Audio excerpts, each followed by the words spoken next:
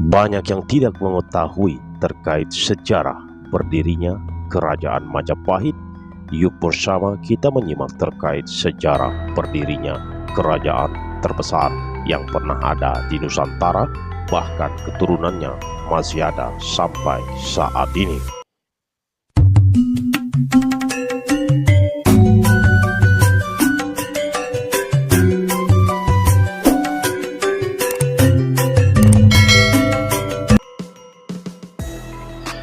Sahabatku Cahaya Dharma yang budiman dimanapun berada, sehat selalu dan selalu dimudahkan rezeki para sahabat dan masih setia stay di channel Cahaya Dharma.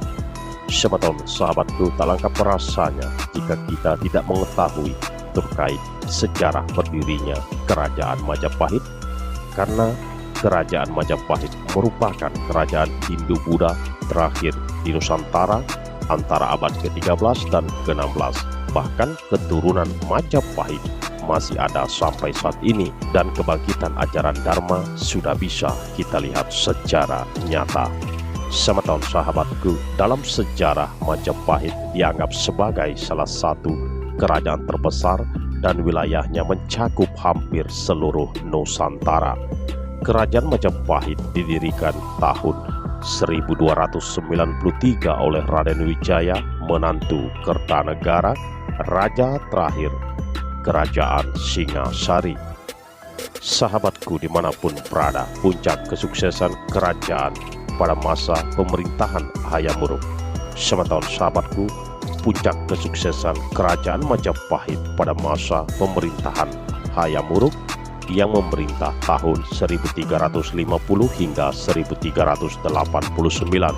Di bawah pemerintahan Hayam Wuruk, Majapahit berhasil menaklukkan Sumatera, Semenanjung Malaya, Kalimantan, Sulawesi, Nusa Tenggara, Maluku, Papua, Tumasik, Singapura, dan beberapa pulau Filipina.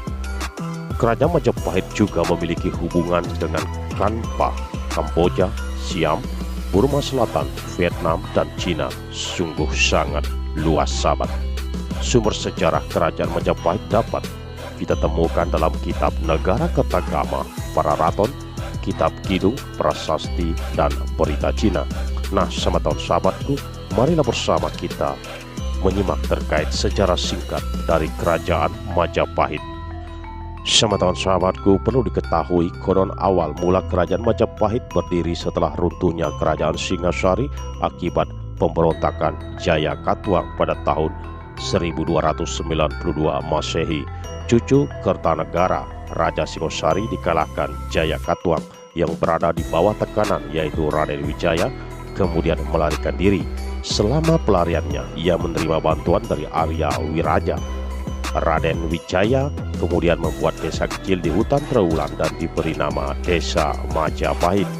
Nama ini diambil dari nama buah maja yang tumbuh di hutan namun memiliki rasa pahit terkait dengan historia. Seiring berjalannya waktu, desa itu berkembang dan Wijaya diam-diam dikuatkan dengan merebut hati penduduk dari Tumapel dan Daha.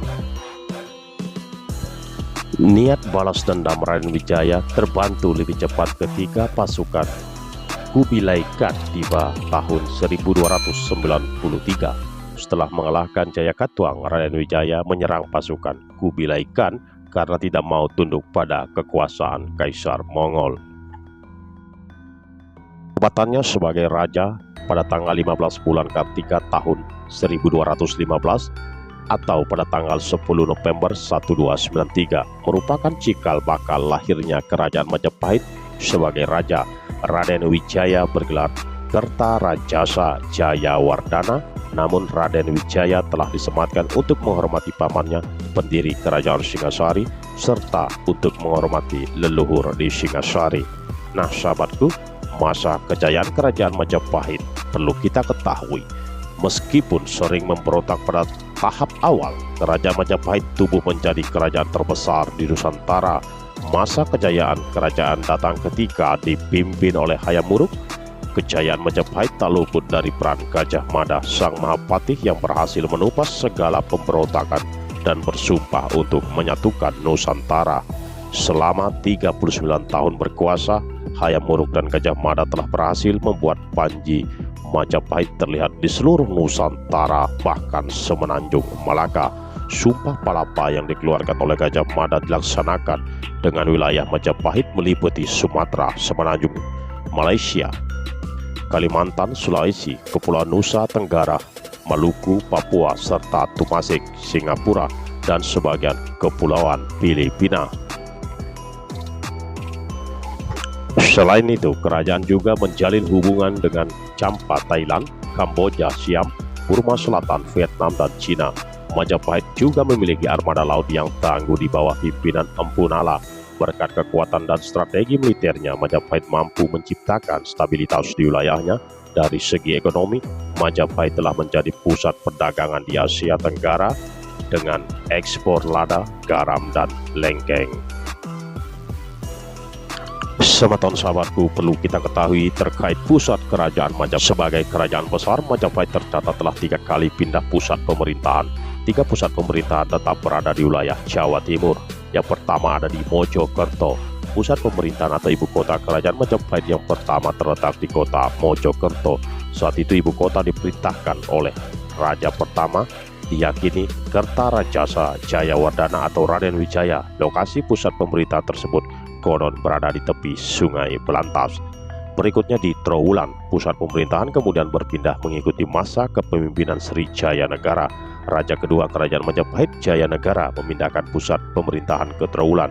Pada masa kini kota tersebut berjarak 12 km dari Mojokerto. Pusat pemerintahan di Trowulan berjalan sangat lama. Berikutnya di Daha atau disebut dengan Kediri. Ini merupakan kota ketiga dari pemerintahan kerajaan Majapahit. Kepindahan pusat pemerintahan Majapahit ke Daha berkaitan erat dengan masalah internal di kerajaan dan ancaman dari kerajaan lain atau kerajaan Demak yang merupakan kerajaan Islam pertama di Pulau Jawa. Semeton sahabatku dimanapun berada, itulah terkait sejarah kerajaan Majapahit yang membentang begitu luas. Bahkan keturunan Majapahit ada di mana-mana karena kekuasaan Majapahit sangat luas sekali. Sahabatku dimanapun berada, terkait peninggalan kerajaan Majapahit meskipun telah runtuh beberapa abad lalu, hingga kini kita masih bisa menyaksikan sisa-sisa peninggalan kerajaan Majapahit. Saksi bisu kejayaan Majapahit muncul dalam berbagai rupa seperti situs, candi, kitab, dan arsitektur. Semeton sahabatku dimanapun berada, jadi jangan kita sampai lupa akan jati diri kita yang sesungguhnya. Nah, secara realita peninggalan kerajaan Majapahit muncul di mana-mana, bahkan di sini mengingatkan kita agar kembali ke jalan Dharma, sana tanah Dharma. Semeton sahabatku dimanapun berada, semoga informasi ini bermanfaat bagi kita semua, dan tiang haturkan terima kasih atas atensi para sahabat dimanapun berada. Tetaplah pada jalur sana tanah Dharma. Salam Cahaya Dharma.